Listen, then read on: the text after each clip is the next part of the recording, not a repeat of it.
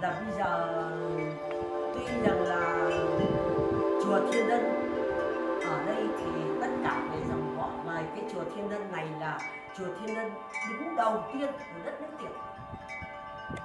Tento chrám je vlastně koncipovaný tak, že chtěla, aby to byl samostatný chrám, že většinou v jiných místech po České republice, tak to jsou ty vietnamské chrámy, spíše asi měla na mysli, tak ty jsou postaveny tak, že jsou součástí nějaké větší tržnice, kam spíš jakoby lidi chodí, aby jako tam jako pracují a pak když tak večer, když tak, aby šli na nějaký modlitby nebo tak.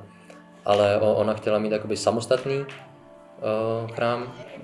V podstatě ve vietnamštině máme takovýto spojení, jakože vesnický chrám, takže takhle ona to chtěla vždycky postavit. A říká, že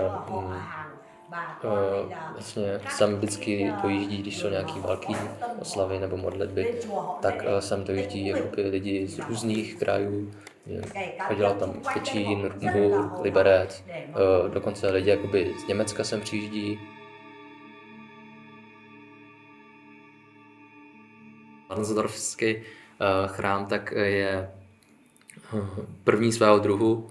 Vlastně přijala dokonce i televize, aby to tady natočila, že, jakoby, že v České republice máme takový ten první vietnamský buddhistický chrám a že také jako první mají vlastně takového stálého mnicha, který sice tady není, on je ve Vietnamu, ale vlastně je to oficiálním opatem, že většinou v těch ostatních chrámech, tak tam vždycky jenom přijedou na pár měsíců.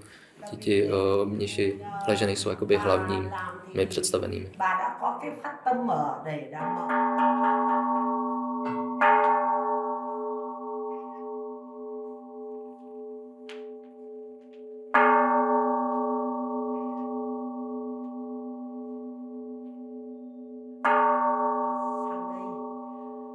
Hai con bà đi lao động năm 88. Říká, že vlastně její děti přiletěly v 88. jako pracovníci, v 91. se otevřely hranice Česka, takže jí sem pozvali a je tu od té doby a už vlastně dostal dokonce i české občanství. Skoro všichni tady jako z té její rodiny už jsou a že už tady je 30 let. Takže Českou republiku považuje za její druhou rodinu a tak měla vlastně sen o tom v podstatě tady rovnou zakořenit a už se nevracet do Vietnamu. Chtěla mít místo, kde by mohla vlastně projevovat tu svoji víru a proto se rozhodla vlastně vybudovat tento chrám, k čemuž potřebovala 300 podpisů, aby vlastně stvrdila jakoby vládě, že to je, jak to říct, to náboženská komunita, by mohli tady teda postavit ten chrám a to se jim podařilo a chrám postavil v roce 2008.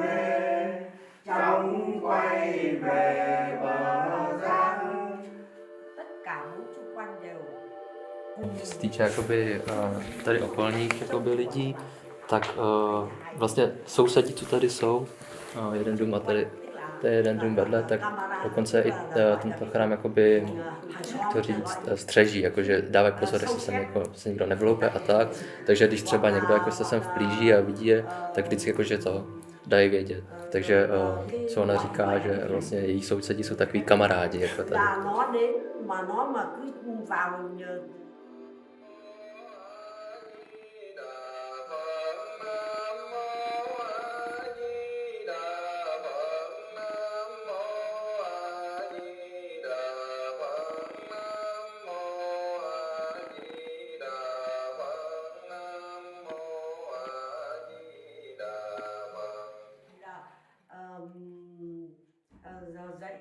se mi nejvíc líbí, že vlastně buddhismus nás učí takové sebedisciplíně a hlavně takové nás učí o dělé mysli, také nás učí být solidárními, jak jakoby být